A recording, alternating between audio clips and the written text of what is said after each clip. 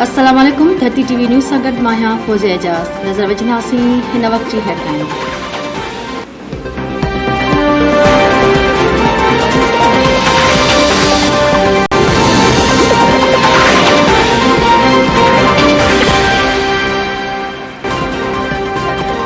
बलूचिस्तान में बरसातुनि तबाही मचाए छॾी। जानी ऐं माली नुक़सान खां पोइ बलूचिस्तान सरकार कोयटा खे आफ़त सटियल करार ॾे एमरजेंसी लागू करे छॾी।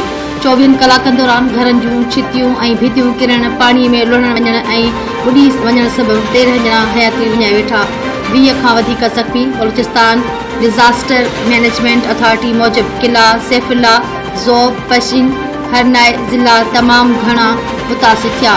मुस्लिम बाग, कमरुद्दीन ऐं खुशनूब में बोर्ड वारी सूरतहाल आहे। राब्ते जी लुड़ी वञण सबबि खुशनूब जो राबितो ॿिनि इलाक़नि खां कटिजी वियो।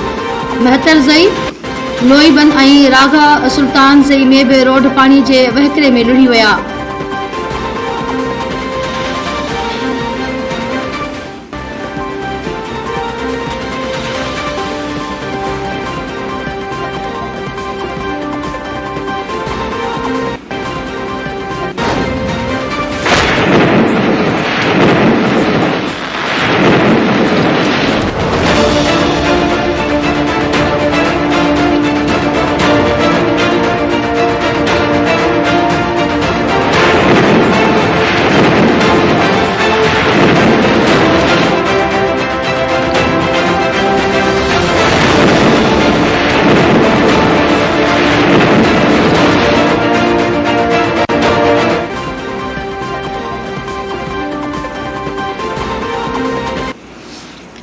कराची के मुख़्तलिफ़ इलाक़नि में किथे हल्की ऐं किथे तेज़ बरसात। शहर में अर्बन फेल्डिंग जो ख़दशो पैदा थी वियो। शहर के मुख़्तलिफ़ इलाक़नि में बिजली की अख बूट जो सिलसिलो जारी। ओभर वारे पासे खां मॉनसून जो सिस्टम कराची ॾांहुं वधण लॻो।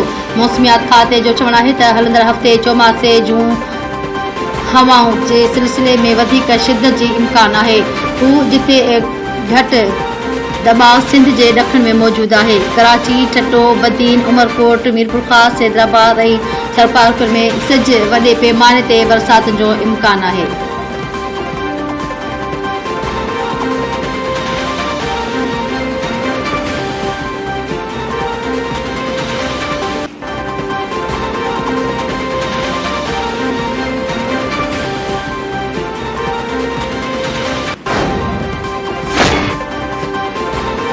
सिंध असेंबली में अपोजिशन लीडर PTI अगवान हलीम आदिल शेख गिरफ्तार। तर्जमान मूजिब हलीम आदिल शेख के लाहौर के एक खानगी अस्पताल में हिरासत में वरतो वियो। हलीम आदिल शेख के तर्जमान मूजिब खेस सादन कपड़न में मलबूस अहलकारन गिरफ्तार किया।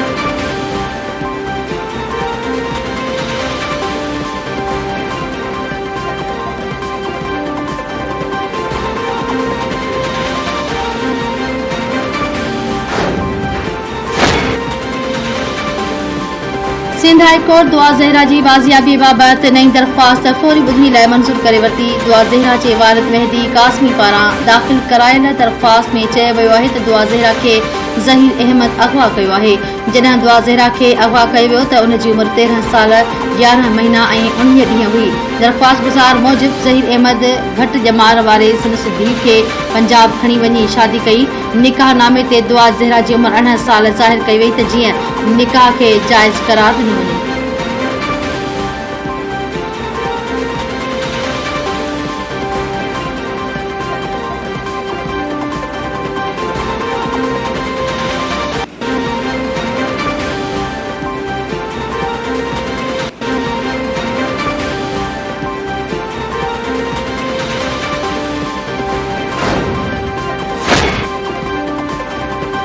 थाने बोला खान मां औरत जो हाई ट्रांसमिशन लाइन के थंभे मां टंगियल लाश मिलियो। ॻोठाणनि जी इतला ते पुलिस पहुची लाश तहवील में वठी छॾियो। नारी जी सुञाणप 20 वरियनि जी कीको धीउ मोहम्मद हाशिम जोगी तौर थी। नारी जे पीउ जो चवणु आहे त संदसि धीउ तड़कनि सबबि घरां कावड़ जी निकिती हुई।